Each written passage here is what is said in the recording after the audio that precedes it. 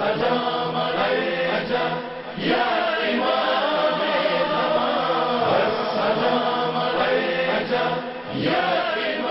اللہ الرحمن الرحیم الحمد للہ الذی ہدانا لہذا وما كنا لنہتدی لولا ان ہدانا اللہ لقد جاءت رسول ربنا بالحق والصلاة والسلام والتحیۃ والاکرام علی البشیر النذیر السراج المنیر حبیب الہ العالمین بالقاسم محمد وعلى آلہ طیبین الطاہرین المعصومین المظلومین المنتخبین المنتجبین واللعن الدائم على اعدائهم اجمعین من الآن الى قیام یوم الدین. بسم اللہ الرحمن الرحیم. اللہم کل ولیک الحجة ابن الحسن صلواتک علیہ وعلى آبائہ فی هذه الساعة وفی کل ساعة ولیا وحافظا وقائدا وناصرا ودلیلا وعینا حتی تسکنہ عرضک طوعا وتمتعہ فیہا طویلا. رب صلی علی محمد وآل محمد وعجل فرجہم. اما بعد فقد قال اللہ الحکیم فی قرآن الکریم وقولہ الحق. بسم اللہ الرحمن الرحیم. قل ما یعبأ بکم ربی لولا دعاؤکم. پروردگار عالم کا ارشاد گرامی ہے سورہ فرقان کی 77ویں آیت کریمہ. اس کے پہلے والے تقریر میں بھی میں نے اسی آیت کریمہ کے سہارے سے دعا کے سلسلے میں سامعین اکرام آپ کی خدمت میں چند باتیں عرض کی تھی. چونکہ دعا کے بارے میں خداوند عالم نے قرآن کریم میں متعدد مقامات پر ارشاد فرمایا ہے، تاکید کی گئی ہے، اور ہمارے یہاں اسلامی روایتوں میں بھی اس بات کی طرف بہت ہی اہمیت دی گئی ہے. اور یوں بھی انسان اپنی دنیاوی زندگی میں دعا کے بغیر وہ کوئی بھی قدم نہیں اٹھا سکتا ہے، اور کوئی بھی انسان دعا کرنے سے بے نیاز نہیں ہو سکتا ہے. اور دعا کرنے کا مطلب ہی یہ ہوتا ہے کہ انسان کسی بلند اور کسی عظیم ذات کے سامنے محتاج ہے اور وہ کچھ نہیں ہے. لہٰذا بے نیازی کا مظاہرہ نہیں ہے، بلکہ یہ خداوند عالم کی بارگاہ میں دست دعا دراز کرنا اس بات کی دلیل ہے کہ وہ جو کچھ بھی رکھتا ہے اور جو کچھ بھی ہے اس کے پاس اس کی طرف سے ہے. لہٰذا ہمیں اسی کی بارگاہ میں آ کے دعا کرنا چاہیے. تو اب سوال یہ پیدا ہوتا ہے کہ جو دعا کریں تو کیا دعا کریں. ہمارا عنوان ہے، جیسا کہ آپ حضرات معلوم ہے، کہ دعا کرنے کے لحاظ سے جو میں نے انتخاب کیا ہے اور آپ کے سامنے جو مطالب بیان کیے جا رہے ہیں وہ یہ کہ امام زمانہ عجل اللہ تعالی فرجہ الشریف کے تعجیل ظہور کے سلسلے میں دعا کرنے کے فائدے کیا ہیں. ہم ان تمام فائدوں کے سلسلے میں آپ کے سامنے گفتگو کرنا چاہتے ہیں اور وہ تمام باتیں پیش کرنا چاہتے ہیں کہ جو ایک منتظر کو اپنے امام عزیز کے ظہور کے لیے دعا کرنا چاہیے. تو جب دعا کرنا چاہیے تو اس کے فائدے کیا ہے. چند باتیں میں نے اس کے پہلے والے تقریر میں آپ کی خدمت میں گزارش کیا تھا. آج ایک چھوٹی سی بات اسے بھی گزارش کر کے آگے بڑھنا چاہتا ہوں. وہ یہ کہ ہو سکتا ہے کسی کے ذہن میں یہ سوال پیدا ہو اور یہ بات پیش کرے کہ اگر دعا کرنے کی تاکید ہمیں کی گئی ہے کہ اپنے امام کے ظہور کے لیے دعا کرنا چاہیے، وہ بھی ظہور کے لیے ہی نہیں صرف بلکہ تعجیل ظہور کے لیے دعا کرنا چاہیے، کہ یعنی آپ کے ظہور میں جلدی ہو، اس کے لیے دعا کرنا چاہیے. تو ہمارے یہاں اس طرح کی بہت سی روایتیں ہیں کہ تعجیل ظہور کے لیے دعا کرنا چاہیے، مگر وہیں پر ہمیں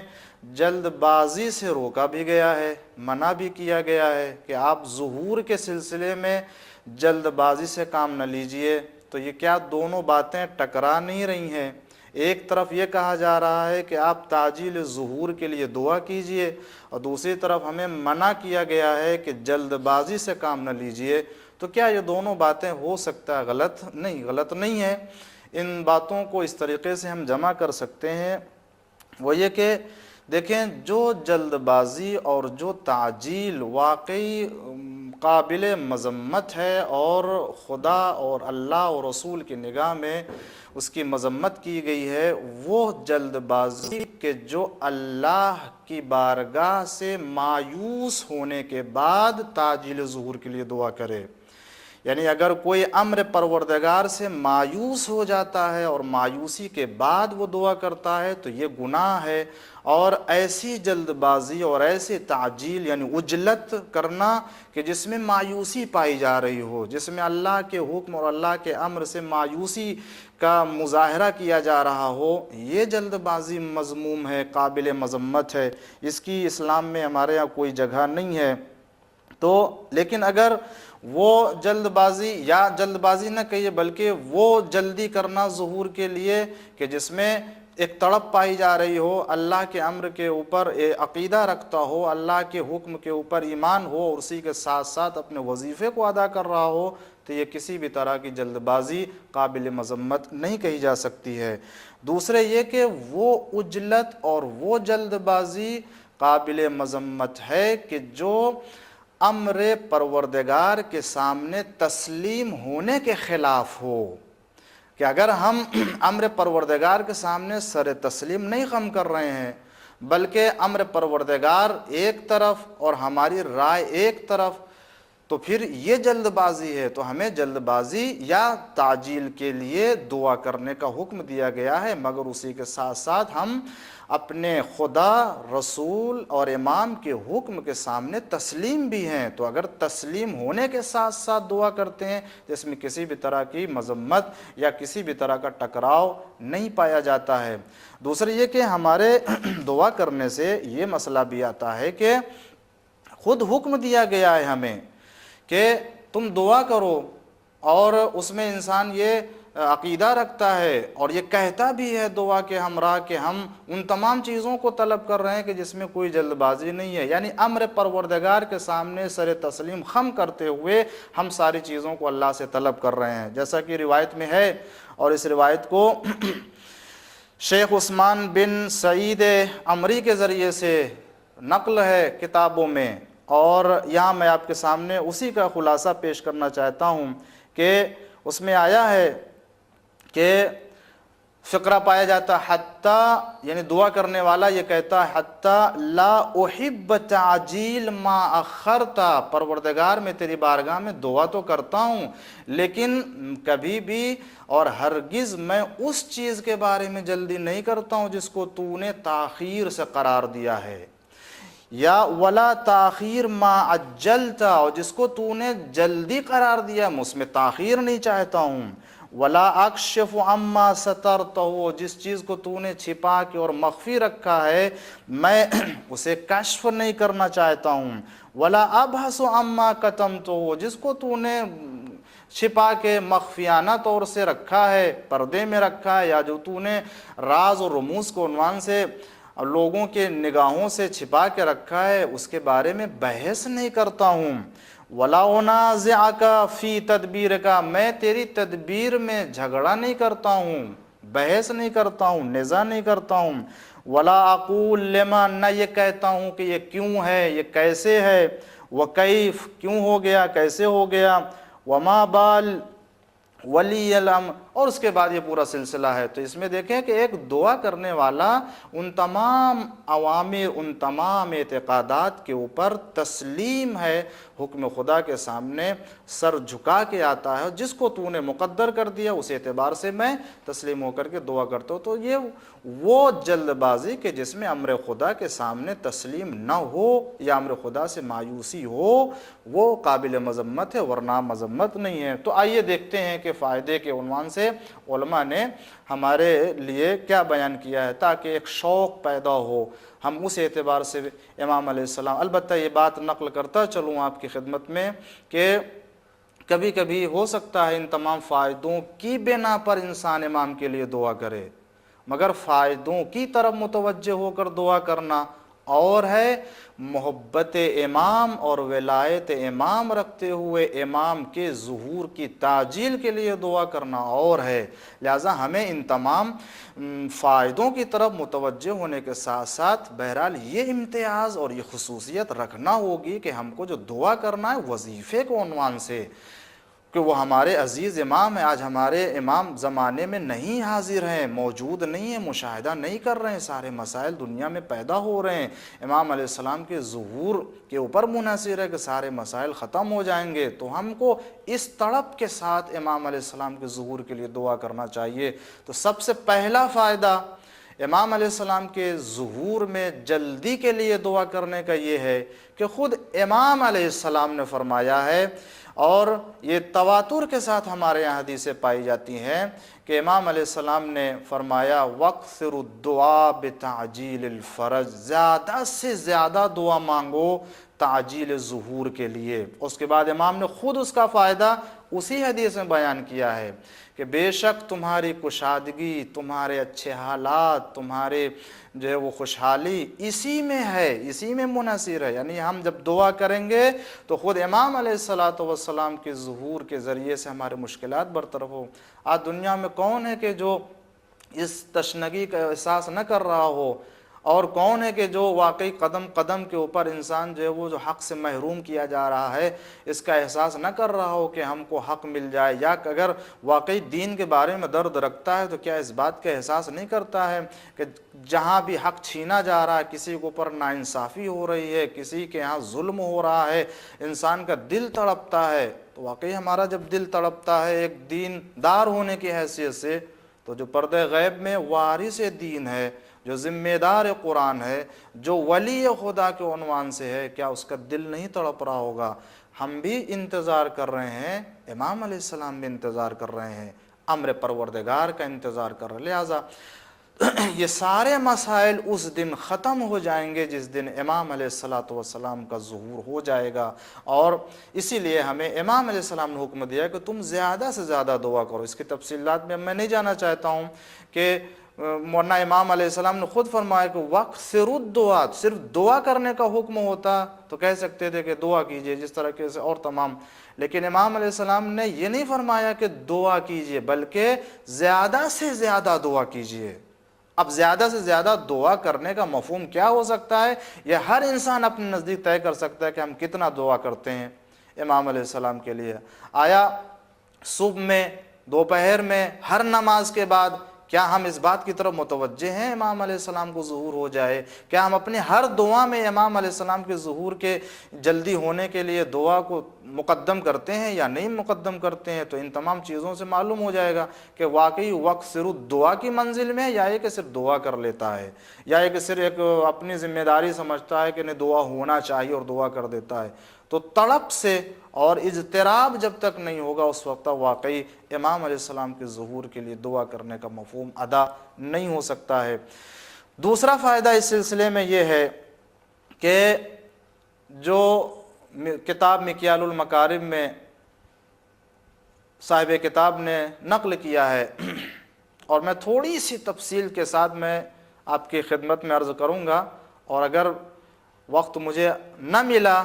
اور چند آنے والی تقریروں میں تو میں ان تمام فہرست کو آپ کے سامنے پیش کروں گا کہ جس میں فائدوں کو بیان کیا گیا، تو کم سے کم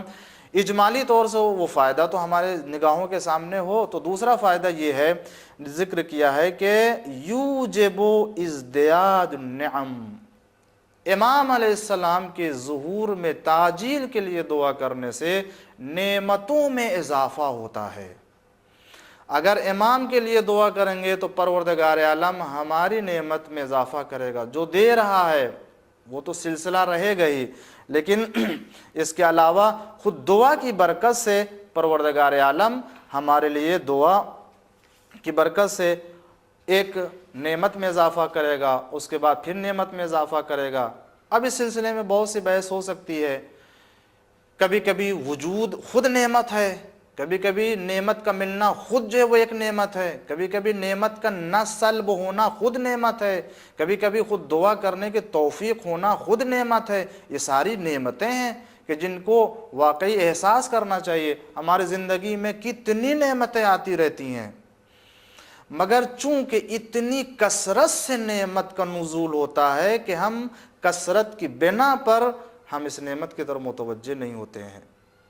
اب دیکھیں آنے والے فائدوں میں باتیں عرض کروں گا، ورنہ دیکھیں تو خداوند عالم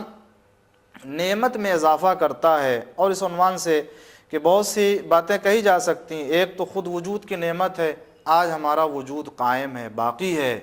تو یہ وجود جب باقی ہے تو اس کا بھی تو شکر ہونا چاہیے، تو یقیناً یہ خداوند عالم کی عنایت کی بنا پر ہے، یہ خود نعمت ہے، خداوند عالم نے عطا فرمایا ہے، یا واقعی خود شکر کرنا واجب ہے اس لیے کہ اس نے نعمت دی ہے۔ اس لحاظ سے بھی ہمیں خداوند عالم فرماتا ہے فَاذْكُرُونِي أَذْكُرُكُمْ وَاشْكُرُوا لِي وَلَا تَكْفُرُونَ، میرا ذکر کرو اور مجھے یاد کرو، شکر کرو اور کفران نعمت نہ کرو۔ خداوند عالم دوسری جگہ ارشاد فرماتا ہے کہ وَإِذْ تَعَذَّنَ رَبُّكُمْ لَئِن شَكَرْتُمْ لَأَزِيدَنَّكُمْ، اگر تم شکر کرو گے تو تمہارے نعمتوں میں اضافہ کر دیں گے۔ تو کیا ولی یہ نعمت کا ہونا زمانے میں کیا اللہ کی تمام نعمتوں میں سے عظیم نعمت نہیں ہے؟ اس سے بڑھ کر کے اور کون سی نعمت ہو سکتی ہے ہمارے لیے؟ کہ آج ہم زمانے میں بغیر امام کے نہیں ہیں، بغیر وارث کے نہیں ہیں، یہ خود عظیم نعمت ہے۔ تو جب ہم اس نعمت کو اللہ کی نعمت سمجھ کر کے ہم جب دعا کریں گے، پروردگار عالم ہمارے دل کے حقائق سے واقف ہے، راز سے جانتا ہے، ایسا نہیں ہے کہ میں اس نیت سے اگر شکر کرتا ہوں تو یہ رائے گا چلا جائے یا ضائع چلا جائے، پروردگار عالم واقف ہے، تو ہماری نعمتوں میں اس کے ذریعے سے اضافہ ہونے والا ہے۔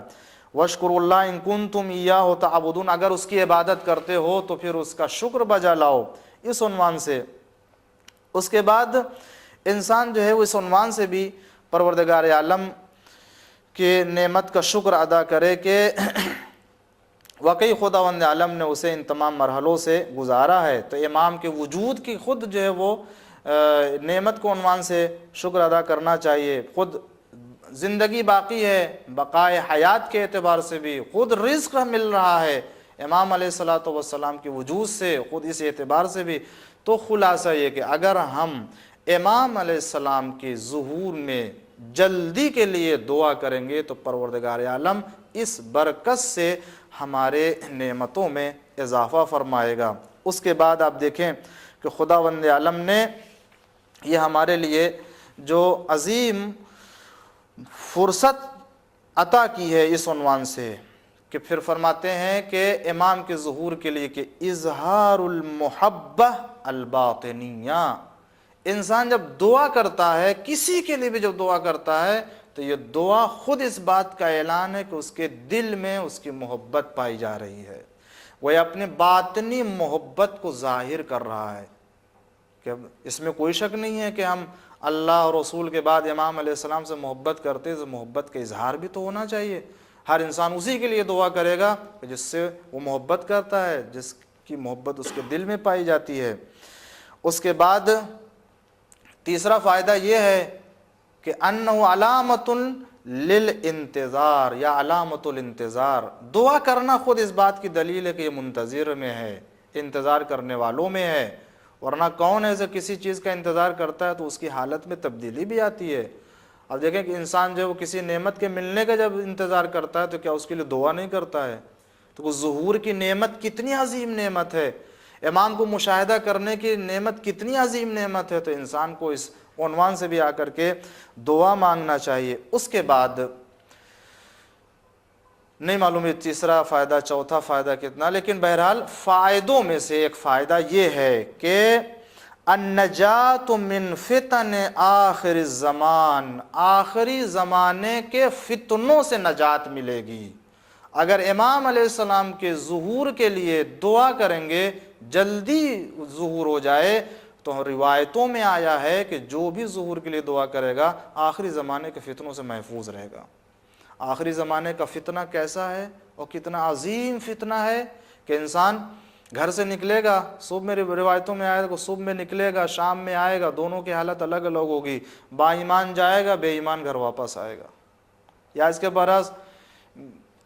انسان کے ایمان کو کس وقت سلب کر لے شیطان یا دنیا والے، اس کے ایمان کو چھین رہے ہوں گے، اور وہ ہوگا جو پناہ کے لیے جگہ تلاش میں ہوگا کہ انسان کو جو ہے وہ کہاں پناہ لینا ہے، جگہ کہاں ملے۔ بعض روایتوں میں آیا تو ایک پہاڑ سے دوسرے پہاڑ، دوسرے پہاڑ سے تیسرے پہاڑ میں جا کے پناہ لے گا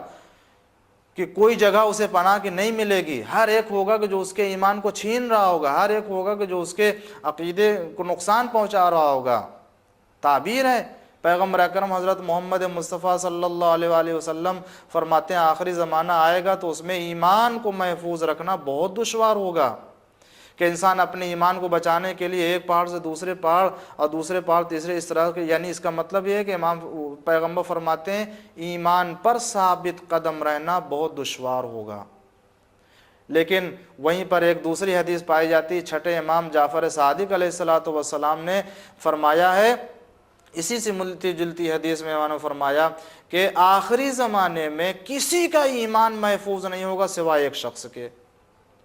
وہ کون ہوگا؟ امام فرماتے ہیں وہ شخص ہوگا کہ جو دعائے غریق پڑھے گا۔ تو راوی بیٹھا ہوا تھا، وہ دعائے غریق کیا چیز ہے مولا؟ غریق کا مطلب ڈوبنے والا، جو ڈوب رہا ہوتا ہے اس کے لیے، یعنی آخری زمانے کے فتنوں میں گمراہیوں میں ڈوب رہا ہوگا، لیکن جو اس دعا کو پڑھے گا امام فرماتے ہیں محفوظ رہے گا۔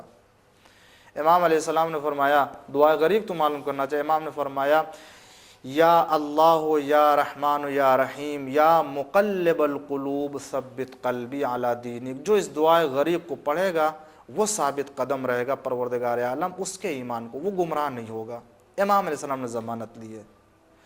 تو امام علیہ السلام کے ظہور کے لیے دعا کرنے سے خود انسان آخری زمانے کے فتنوں سے محفوظ رہے گا، اور اس دعا کو خود جو پڑھتا رہے گا زمانہ غیبت میں۔ اس سلسلے میں ایک روایت پائی جاتی ہے، اس کو عرض کرتا چلوں آپ کی خدمت میں، کہ ہمارے یہاں اس طرح کی بہت سے رسمیں نکل آئی ہیں اور لوگ جو ہے وہ بہت بڑھ چکے ہیں اس سلسلے میں۔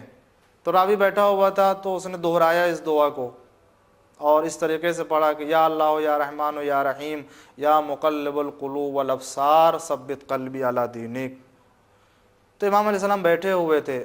آپ نے ملاحظہ فرمایا کہ یہ شخص جو ہے وہ ایک کلمے کا اضافہ کر رہا ہے، یا اللہ یا رحمان یا رحیم یا مقلب۔ امام علیہ السلام نے مقلب القلوب فرمایا، ابصار کا کلمہ نہیں فرمایا تھا، لیکن راوی نے کلمہ ابصار کا اضافہ کر دیا۔ تو امام علیہ السلام نے فرمایا خبردار، صحیح ہے یہ بات کہ جس طریقے سے پروردگار عالم مقلب القلوب ہے، دلوں کو پلٹانے والا ہے، اسی طریقے سے ابصار یعنی بصارتوں کو بھی پلٹانے والا ہے، مگر نہیں جیسے میں کہوں اس طریقے سے کہو۔ یا اللہ یا رحمان یا رحیم یا مقلب القلوب ثبت قلبی علی دینک، کہ میرے دل کو اپنے دین کو اوپر ثابت قدم رکھ۔ امام علیہ السلام نے راوی کو اس بات کی طرف متوجہ کر کے بتا دے کہ دیکھو ولو کوئی کلمہ حق ہو، صحیح ہو، مگر دعاؤں میں، زیارتوں میں، نمازوں میں، تشہد میں، قنوت میں، سلام میں یا عبادت میں ہم اپنی طرف سے اس کا اضافہ نہیں کر سکتے ہیں۔ جس طریقے سے معصوم نے تعلیم فرمایا ہے اسی طریقے سے اسے کہنا چاہیے۔ تو ایک فائدہ یہ ہے کہ امام علیہ السلام کے ظہور کے لیے جب دعا کریں گے تو آخری زمانے کے فتنوں سے ہم خود محفوظ رہیں گے۔ لہٰذا یہ سلسلہ انشاءاللہ آگے بڑھتا رہے گا، اور اس کے بعد کے جو فائدے انشاءاللہ آنے والی تقریروں میں آپ کے سامنے بیان کروں گا۔ پروردگارہ آئیے مل کر کے دعا کریں، پروردگارہ تجھے واسطہ ہے تیری عظمت و جلالت کا، ہے پروردگار تو اپنے آخری ولی کے ظہور میں تعجیل فرما، ہم سب کو ان کے چاہنے والوں میں شمار فرما، فتقبل منا انک انت السمیع العلیم۔